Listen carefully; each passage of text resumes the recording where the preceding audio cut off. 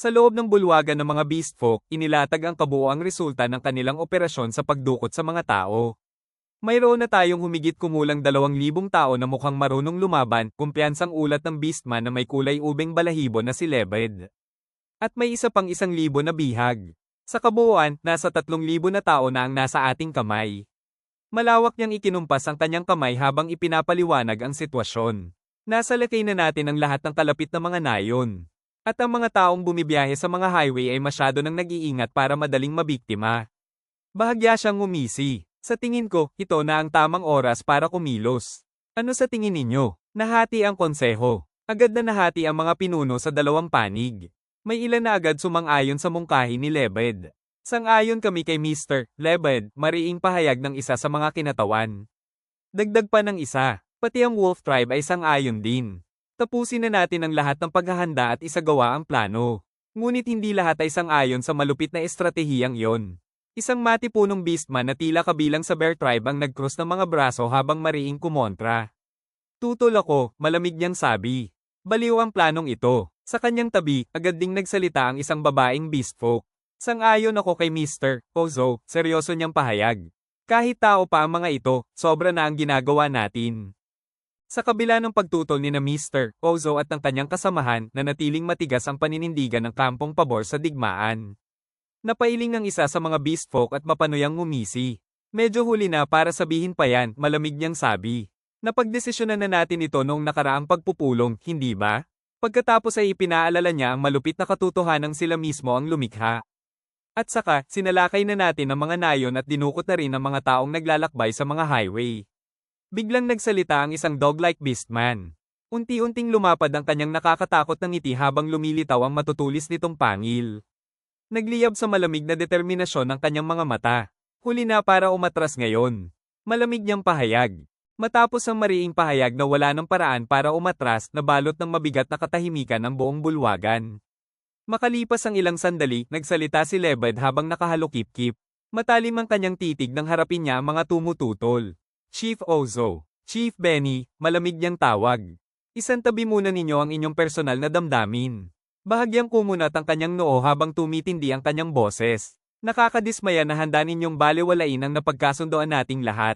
Bahagyang yumuko si Lebed at tumitig ng diretso sa 2 pinuno. Punong-puno ng babala ang kanyang mga mata. Ang dahilan kung bakit nanatiling buhay ang lahi nating mga beast folk hanggang ngayon, mabigat niyang pahayag. Ay dahil nagkakaisa ang lahat ng ating mga tribo. Saglit siyang tumigil bago ibinigay ang kanyang huling paalala. Huwag ninyong kalilimutan, yun mismo ang dahilan kung bakit tayo nagtitipon sa mga pagpupulong na ito. Matapos marinig ang matinding paalala ni Lebed tungkol sa pagkakaisa ng mga tribo, wala nang naisagot sina Chief Ozo at Chief Benny. Napakuyom na lamang si Chief Ozo. Alam ko, mabigat niyang sagot habang nananatiling madilim ang kanyang ekspresyon. Yumuko naman si Chief Benny at marahang nagsalita. Hindi ko rin naman iyon nakakalimutan. Alam nilang bilang mga pinuno ng kani-kanilang tribo, kailangan nilang sundin ang naging pasya ng konseho. Nang makitang wala nang tumututol, nagsalita ang isa pang pinunong pabor sa digmaan. Nagkibit balikat ito bago malamig nang ngumiti. Kung tutuusin, malaking dagdag din sa lakas ng hukbo natin ang mga taong nahuli natin. Sa sandaling iyon, lumapit ang dog-like beastman. Unti-unting lumapad ang kanyang mabangis na ngiti habang ibinibigay ang huling utos sa buong konseho. Simulan na natin ang paghahanda. At ideklara ang digmaan laban sa babaeng nagpapanggap na Witch of the Great Tower. Matapos ang pagpupulong, nagtungo si Gam sa kanyang pribadong silid. Habang nagpapahinga, tahimik siyang humigop ng alak mula sa hawak niyang baso. Hoy, Games, tawag niya sa batang beastman na bagong pasok sa silid. Walang tatalo sa isang baso ng alak pagkatapos ng matagumpay na meeting. Ngumisi siya at itinuro ang bakanteng upuan. Halika, maupo ka at uminom. Salamat po, Uncle, magalang na sagot ni Games habang umuupo sa tapat niya. Napakamot ito sa ulo at napangiti. Akala ko mas marami pang reklamo sina Chief Ozo at Chief Benny, pag-amin niya. Pero ang bilis nilang natahimik. Buti na lang naging maayos ang lahat. Ngumiti ang kanyang tiyuhin habang dahan-daang humihigop ng alak. Siyempre, kampante niyang sagot. Nauna na naming inayos ang lahat bago pa magsimula ang meeting. Bahagya siyang yumuko at seryosong tumingin kay Games. Tandaan mo to. Sa digmaan man o sa mga pagpupulong, ang tunay na laban ay nagsisimula bago pa magsimula ang lahat. Ang mga Hangul na umaasang manalo pagkatapos na magsimula ang laban. Sila ang unang namamatay. Habang iniikot ang laman ng kanyang baso, ipinagpatuloy niya ang kanyang payo. Pero may isa pang uri ng tao. Yung mga sobrang maingat. Kakaplano nila, lumilipas na ang tamang pagkakataon. Napangisi siya. Si Lebed ang pinakamagandang halimbawa niyan. Muli siyang tumingin kay Games. Kapag hindi ka naghanda, hindi ka mananalo. Pero kapag sobra naman ang paghahanda, mawawala sa'yo ang pagkakataon. Kaya kailangan mong matutunan kung gaano karami ang sapat. Iyon ang natututuhan sa karanasan. Ngunit habang ipinagpapatuloy niya ang kanyang pangaral, bigla siyang natigilan. Kung hindi, lalaki kang, walang silbi tulad ni Leba. Naputol ang kanyang salita. Huminto sa ere ang basong hawak niya. Naglaho ang ngiti sa kanyang mukha. Tahimik siyang tumitig sa kawalan. Uncle, nagtatakang tawag ni Games, bakas ang pag-aalala sa kanyang mukha. Matapos ang ilang sandaling katahimikan, dahan-daang yumuko ang tiyuhin ni Games at ibinaba ang kanyang boses. Nanlamig ang kanyang tingin habang nagbibigay ng panibagong utos. Games, siguradong may mga batang kasama sa mga taong nahuli natin. Bahagya siyang sumandal at nagsalita na parang ordinaryong usapan lamang ang kanyang iniuutos. Sabihin mo sa mga tauhan natin, ilagay ang 2 o 3 sa kanila sa mga barile at isama sa mga supply. Napatigil si Games. Hindi siya makapaniwala sa narinig. Mga bata, nagtataka niyang tanong. Pero, bakit? Kalmadong humigop ng alak ang kanyang tiyuhin. Wala man lang bahid ng pag-aalinlangan ng kanyang mukha. Pagkatapos ay itinuro niya ang kanyang ulo. Naaalala mo ba ang sinabi ko? Ang paghahandang ginagawa bago magsimula ang laban ng susi sa tagumpay. Isang malamig at mapanoyang ngiti ang sumilay sa kanyang labi. Para sa kanya, ang buhay ng mga batang tao ay isa lamang piraso sa kanyang estratehiya. May oras pa tayo bago natin lusubin ang Witch of the Great Tower, malamig niyang sabi. Kaya habang may pagkakataon, gawin na natin ang lahat ng posibleng paghahanda. Napaisip si Games habang isa-isang binibilang ang napakalalakas na sandatang nasa kanilang panig. Hindi niya maiwasang magtanong kung kailangan pa ba talaga nilang gumamit ng ganoon kalupit na mga paraan. Pero, nag-aalangan niyang sabi. Mayroon na tayong magic item na kayang lituhin ang mga dragon. Mayroon din tayong hukbo ng mga taong nahuli natin. At marami pang iba pang mahalagang magic items. Bahagyang ibinaba ni Games ang kanyang boses bago banggitin ang kanilang pinakatinatagong sandata. At saka, hindi ko man alam kung totoo nga yon. Pero nasa atin din ang ipinagbabawal na sandatang nilikha mismo ng Demon King. Ang Holy Evil Golem, hindi ba? Sa kanilang imbakan, isang napakalaking nilalang ang nakatayo sa gitna ng makakapal na bakal na kadena. Tahimik lamang itong nakasilid sa dilim, ngunit kahit nakagapos ay ramdam pa rin ang nakakatakot nitong presensya. Muling tumingin si Games sa kanyang tiyuhin. Puno ng kumpiyansa ang kanyang mukha. Sa tingin ko, sapat na ang lahat ng iyon para talunin ang Witch of the Great Tower.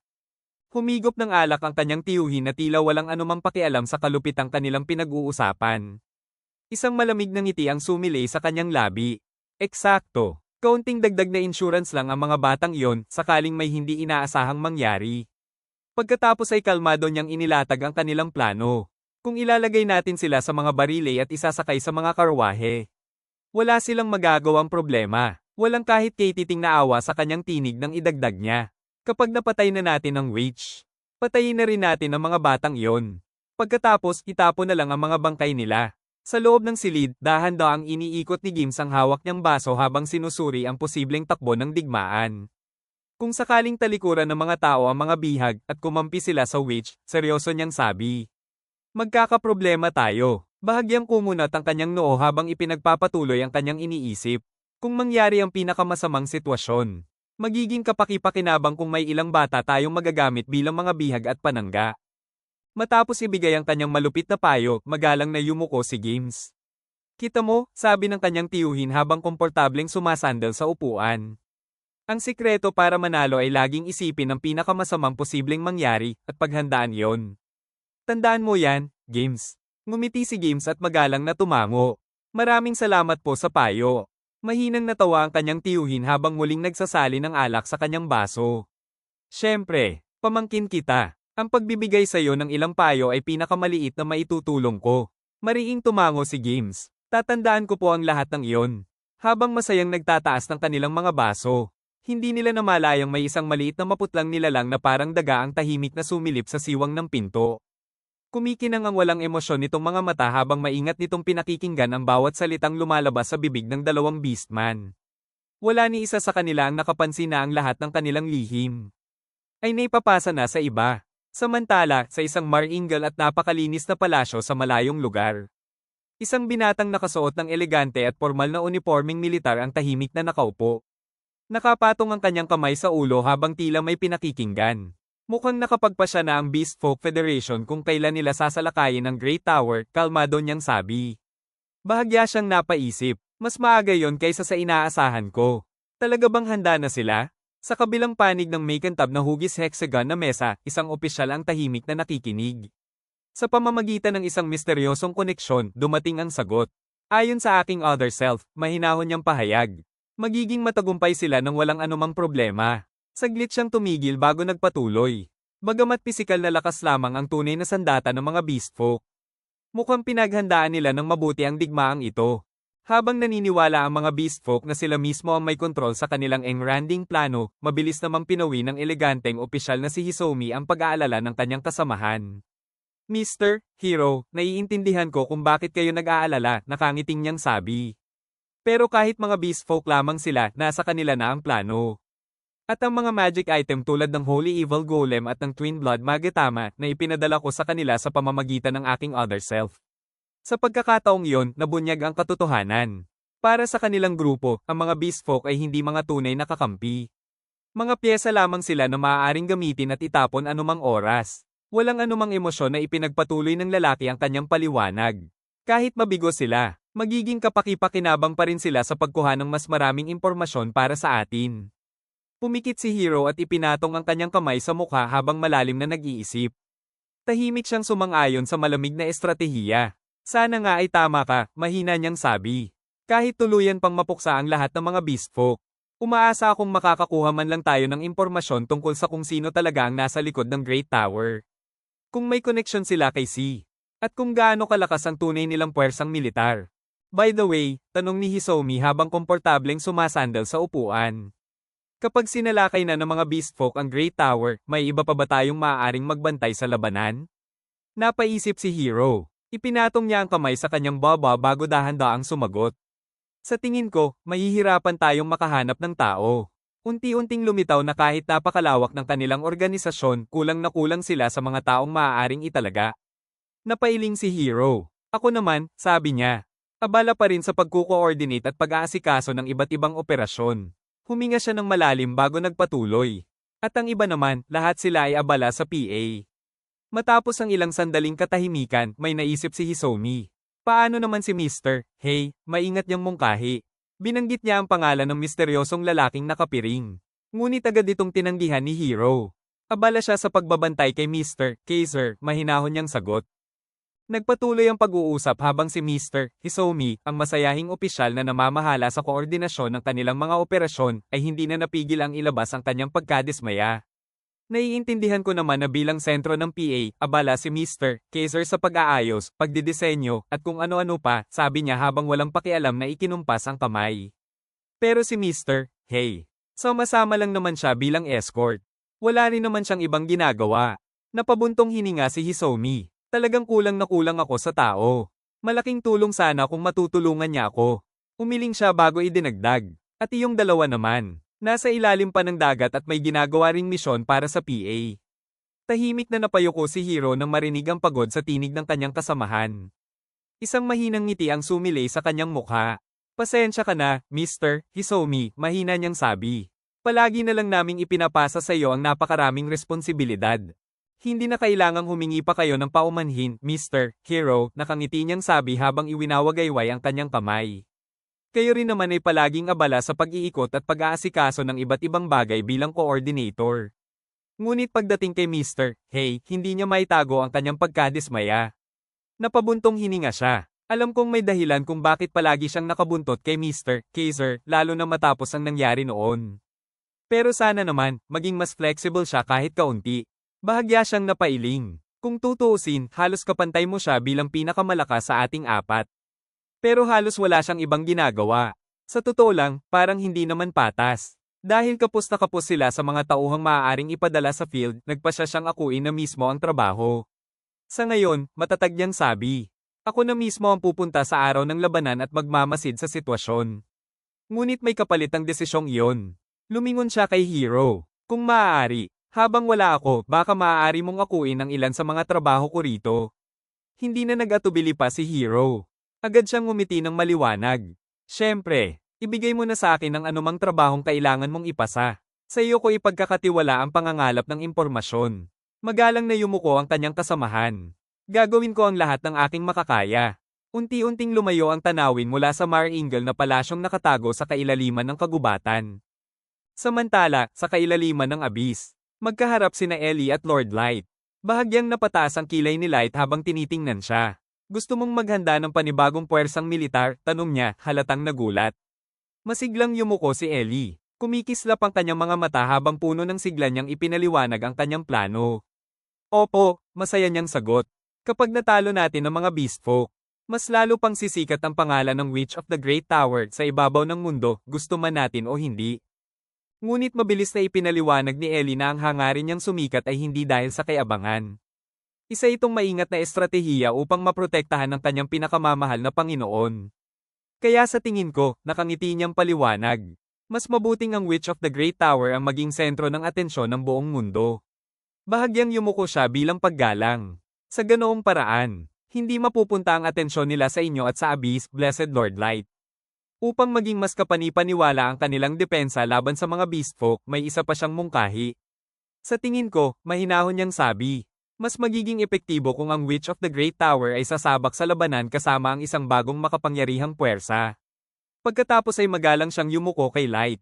May isa po sana akong hihilingin. Maaari ba ninyo akong bigyan ng 2 bagong tauhan? Saglit siyang tumigil bago idinagdag ang kakaiba niyang kahilingan. At kung maaari, sana ang isa sa kanila ay may anyong kahawig ninyo, Blessed Lord Light. Tahimik na pinag-isipan ni Light ang mungkahi.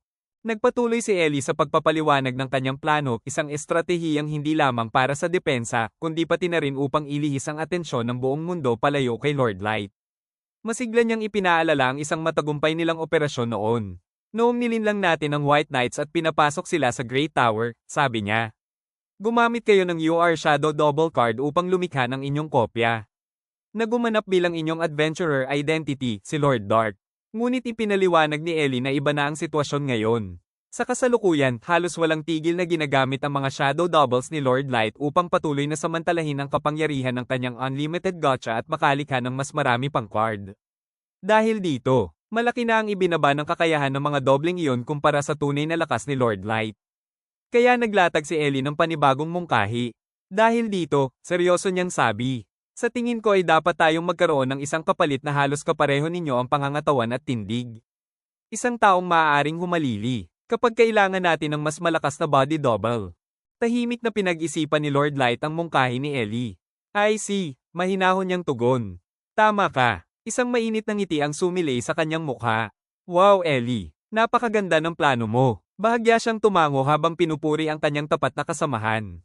Ngayon naiintindihan ko na, may punto ka. Wala na siyang anumang pag-aalinlangan. Agad niyang ibinigay ang kanyang pahintulot.